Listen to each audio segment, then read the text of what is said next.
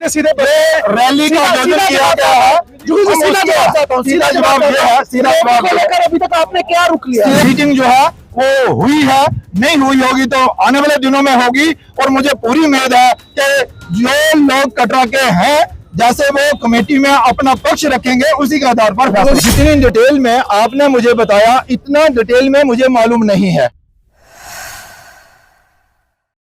जब आप कटरा में आते हैं, एक बहुत बड़ा मौका कटरा वासियों के लिए होता है। थोड़े महीने पहले आप कटरा में आए थे, श्रीधर सभा में थे और आपने कहा था रोपवे को मुद्दे लेकर मैं कटरा के साथ हूं, जो कटरा चाहेगा वही होगा। लेकिन हम देख रहे हैं एक तरफ बॉर्डर पर फायरिंग चल रही थी, दूसरी तरफ रोपवे का सामान धीरे धीरे कटरा की तरफ आ रहा था। अभी तक उस पर कोई रोक नहीं लगी है। कहाँ गया वो आपका बयान जो आपने कटरा की पावन धरती पर बाबा श्रीधर चौक पर दिया था?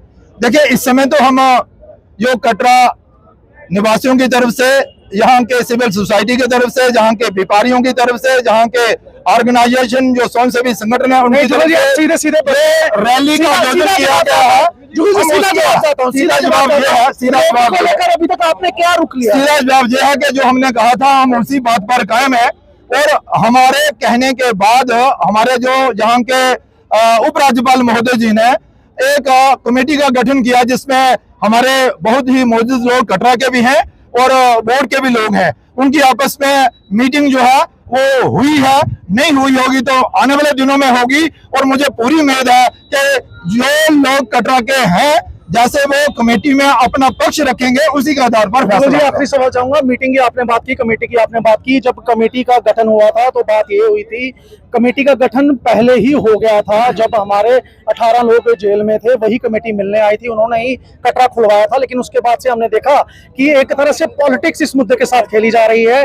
कई ग्रुप्स को जन्म दे दिया गया, जिन ग्रुप्स का इस कटरा के बिजनेस से कोई लेना देना भी नहीं था, वो ग्रुप्स भी उस कमेटी के पास पहुंच गए। और कमेटी जो असली संघर्ष समिति है, उसके साथ ना मिलकर बाकी सबसे मिल रही है। और संघर्ष समिति से ना मिलने का मतलब यही है, बाकियों से मिलने का मतलब यही है कि इस मुद्दे को कहीं ना कहीं लटकाया जा रहा है। आपका हस्तक्षेप एमपी होने के नाते बहुत जरूरी है, ऐसा सुबह लोगों ने हमें कॉल करके भी बोला।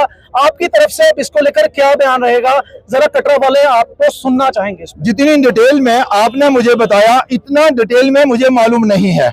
रही बात के भाई जहाँ की संघर्ष समिति है, आपकी बात नहीं, जो संघर्ष समिति है, अगर उससे को थोड़ा कम महत्व दिया जा रहा है तो हम चर्चा करेंगे कि भाई उनको कॉन्फिडेंस में लेकर ही मीटिंग भी हो और आगे का फैसला भी हो।